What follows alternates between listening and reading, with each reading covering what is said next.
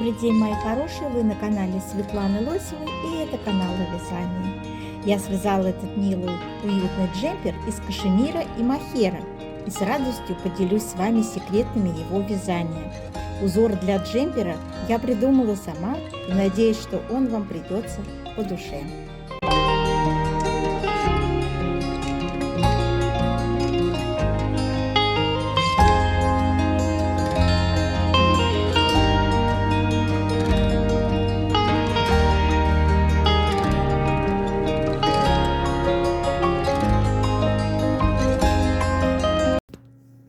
Перед вами схема узоров.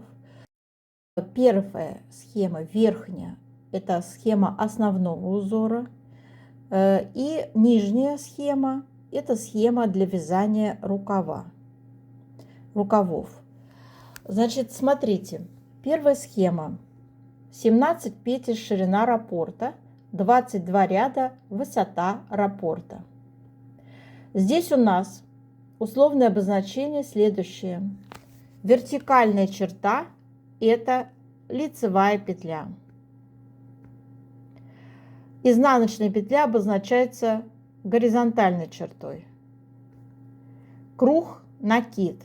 Равнобедренный треугольник – это 3 вместе лицевой с выделением центральной петли. Прямоугольный треугольник – это 2 вместе лицевой с наклоном вправо, и вот этот зеркально-симметричный 2 вместе лицевой с наклоном влево. Знак перекрещивания. Мы перекрещиваем с вами 4 петли направо. При этом первые 2 петли у нас 2 лицевые перед работой, за работой 2 изнаночные. Вот этот знак мы перекрещиваем 3 петли налево, а это 3 петли направо. Здесь у нас перед работой 1 лицевая, за работой 2 лицевые. И тут также зеркально. Вот этот знак обозначает перекрещиваем 4 петли налево. То есть 2 лицевые перед работой, 2 лицевые за работой. Обратите внимание, что вот этот знак, он как бы, когда у нас 2 раппорта встречаются друг с другом, то мы перекрещивание делаем. А в начале вязания перекрещивания, видите, нет. То есть при совмещении 2 раппортов появляется вот это перекрещивание 4 петель налево. Вот такой жгут у нас идет.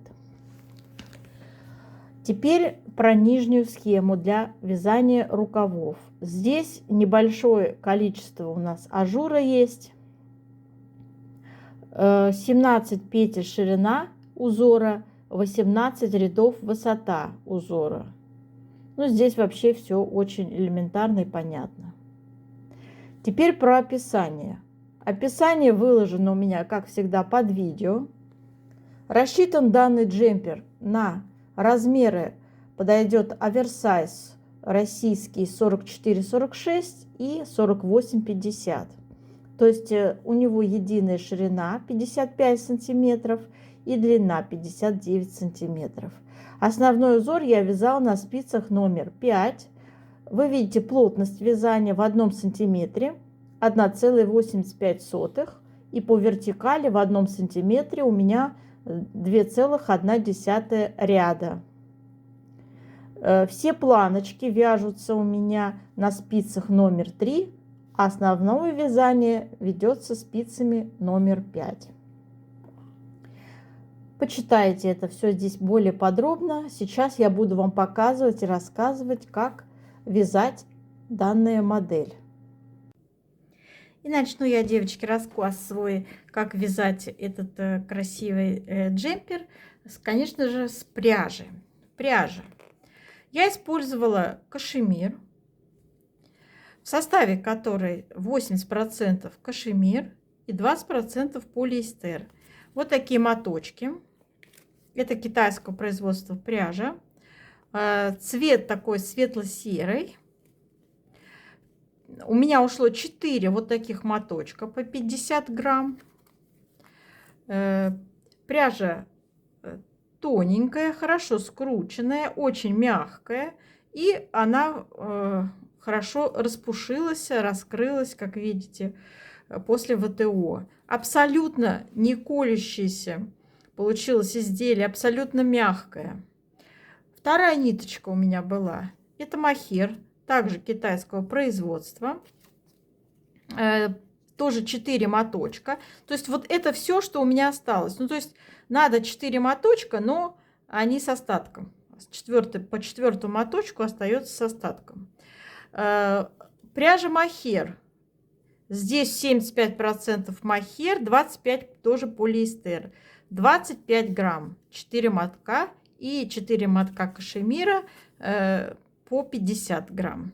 Вес данного изделия получился 300 грамм. И, в общем-то, даже меньше 300 грамм. Вот это остаточные моточки. Мы объединяем эти 2 ниточки и вяжем в 2 ниточки. Одна ниточка пушистая, другая ниточка чрезвычайно мягкая. Вот. И, в общем-то, есть такое полиэстер придает пряже износостойкость. Вы знаете, да? Получается вот такая ниточка. После ВТО она еще больше становится пушистой. И, в общем-то, очень-очень приятное изделие получилось. Теплое, нежное и мягкое, не колючее. Я использовала 2 узора. Один узор у меня идет основной, ажурный. Узор я придумала самостоятельно, сама придумала. Вот. И, в общем-то, для рукавов у меня узор более простой, но тоже с небольшим количеством ажура. Все эти узоры вы уже видели, схемы я показывала. Вот таким образом они выглядят, эти 2 узора. Верхний это основной узор, нижний это узор для рукавов. У них одинаковая ширина раппорта, но разная высота раппорта. А сейчас я расскажу вам, как вязать это изделие конкретно для размеров. Если вы хотите в размере оверсайз, то это будет у нас 44-46 размер. И для 48-50 размера это то, что вот вы видели на мне в самом начале видео. И начиная, давайте с плотности. Значит, плотность вязания у меня основного узора на спицах номер 5 в ширину в 1 сантиметре 1,85 петель. И вертикальная плотность в 1 сантиметре 2,1 ряда. Это плотность по высоту. Так, и смотрите, вот таким образом моя рабочая, скажем так, выкройка выглядит. И сейчас я попетельно вам расскажу, каким образом все я вязала. Вязала я на круговых спицах до пройм, затем переходила отдельно и вязала, довязывала спинку, отдельно полочку. Здесь у меня идут соединения с помощью крючка по плечам, поэтому это вообще малозаметное получается шов. Можно так сказать, что это тоже связанные плечи. И очень эстетично, хорошо смотрится. Вязание, конечно же, у меня шло снизу вверх, как вы уже поняли. И на спицы круговые номер 3 я набирала 176 петель и вязала резиночкой 2 на 2. Высоту 8 рядов. Вот таким образом выглядит планка. Нижняя планка. Спица номер 3. Очень тоненькие. И планочка от этого хорошо держит форму. Не очень растягивается. После того, как связано 8 рядов планки, я переходила на спицу номер 5. Вязала 2 ряда изнаночной глади. В первом ряду изнаночной глади я равномерно прибавила 28 петель. И на спицах у меня получилось 204 петли. На них я вязала уже ажурный узор. И распределяла следующим образом петли. Смотрите, по переду и по спинке у меня по 6 раппортов. раппорт 17 петель. Смотрите, 17 петель раппорт в ширину.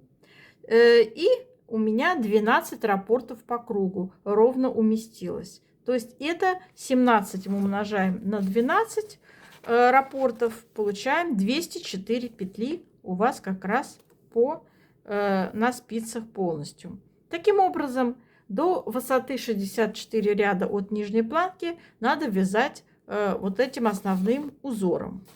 После этого переходите на спицы прямые номер 5. То есть отдельно будет у нас сейчас вязаться спинка и отдельно перед. У вас на спицах должно быть 102 петли. Еще 40 рядов вяжем узором на прямых спицах номер 5 и приступаем к формированию скоса плеча. На скос плеча у меня отведено по 33 петли.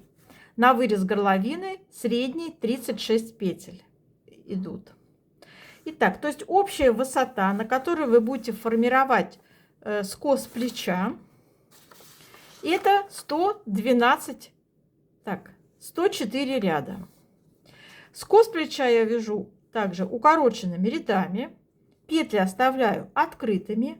Первый раз я откладываю 3 петли. Затем в каждом втором ряду 5 раз по 6 петель. То есть высота скоса у меня в целом это 12 рядов. Формировать вырез горловины по спинке я начинаю на высоте 112 рядов. Кстати, вот здесь у меня прописано, сколько раппортов. Это очень удобный вариант, то есть в раппортах измерять. Легче ориентироваться. Не надо включать счетчик рядов, а именно по узору раппортами считаем. Вот 5 раппортов и 2 ряда связали и формируем вырез по спинке. Значит, для этого я закрывала, вернее так, я откладывала средние 30 петель на дополнительную спицу. И затем в каждом втором ряду последовательно у меня шло закрытие 2 и 1 петля. Перед вяжется аналогичным образом, как и спинка, но различие выреза горловины. Формировать вырез горловины по переду я начинаю на высоте том же, что и скос, то есть 104 ряда. И закрытие петель идет следующим образом. Значит, первые 20 петель, средние 20 петель я откладываю на дополнительную спицу, затем закрываю 2 раза в каждом втором ряду, 2 раза, значит, первый раз 2 петли, затем в следующем втором ряду еще 2 петли, далее в каждом втором ряду я закрывала 4 раза по 1 петле. В итоге у вас открытые получаются петли по спинке, по переду, то есть и по вырезу горловины, и по плечам. Сразу же можно сшить с помощью крючка, соединить эти открытые петли по плечам. Вот так будет удобнее. То есть вот у вас уже конструкция полностью сформированная. Что такое соединить петли по открытым? Соединить петли с помощью крючка. Сейчас я покажу, как это выглядит. Смотрите, девочки, вот как это выглядит картинка. Это очень аккуратное получается соединение по открытым петлям. Смотрите, вот так это выглядит. Очень ровно. Немножко есть стабилизация этого шва. И с внутренней стороны с помощью крючка это тоже малозаметное соединение. Видите, да? Она как единое полотно, в принципе, идет. Практически никакого грубого шва здесь нет, не присутствует. И с лицевой стороны, и с изнаночной очень благородно, эстетично выполнено соединение по открытым петлям с помощью крючка. Теперь я хочу рассказать, как я вязала рукава. Рукава я вязала на прямых спицах снизу вверх с боковым швом. Я так привыкла, мне так удобно. Конечно же, можно использовать круговые спицы, но кто к чему привык. Мне так быстрее. Не люблю я вот это вот все. Так, смотрите, для рукавчиков у меня используется узор, отдельный узор с такими дырочками, которые я тоже придумала сама. У него также 17 петель раппорт ширина и 18 рядов высота. И смотрите, значит, на спице номер 3, прямые спицы номер 3, я набираю 43 петли, вяжу высоту резиночку 1 на 1, 8 рядов, ну 3 сантиметра. Так, потом я перехожу на спицы номер 5, прямые. И так же, как при вязании спинки переда основного полотна, я делаю 2 ряда изнаночной глади. В первом ряду изнаночной глади равномерно прибавляю 10 петель. Затем перехожу на вязание узора. Посмотрите, как это выглядит. Вот мой рукав. Вот у меня резинка связана. Кстати, эта пряжа хорошо держит резинку. Вот у меня от резинки идут 2 ряда изнаночной глади. И сразу начинается узор. Вот так это выглядит, этот узор выглядит вот таким образом. Небольшие такие ажурные дырочки идут, кокетливые. Ну, чтобы согласовался, не совсем уж так грубо лицевая, простая лицевая гладь, а чтобы это как-то согласовывалось с моим узором основным. У меня же здесь везде в основном узоре используется 2 ряда изнаночной глади между раппортами. Вы видите, да, такое разделение красиво смотрится волнами. В общем-то, в этом как бы особый шик. Так, рукава. Дальше продолжаем. Необходимо будет выполнить прибавки по скосу справа-слева. Всего прибавить надо 10 петель справа, 10 петель слева в каждом 8 ряду. Высота составила 82 ряда. 82 ряда. Я вначале 80, да, потом еще 2 ряда довязала. И на спицах у вас самой широкой части рукава должно получиться 73 петли. Таким образом. И все петельки закрываем. Сшиваем наш рукав по внутренней стороне. И, в общем-то, надо его будет втачивать. Распределение узоров вот таким образом. Смотрите, по рукаву. 3 раппорта у меня вот этого узора на 17 петлях получилось. И 2 кромочные. В сумме это 53 петли. То есть вот таким образом распределились узоры по рукаву. 3 раппорта ровно. Плюс кромочные. Теперь идет у нас отделка по вырезу горловины. Вот таким образом она выглядит.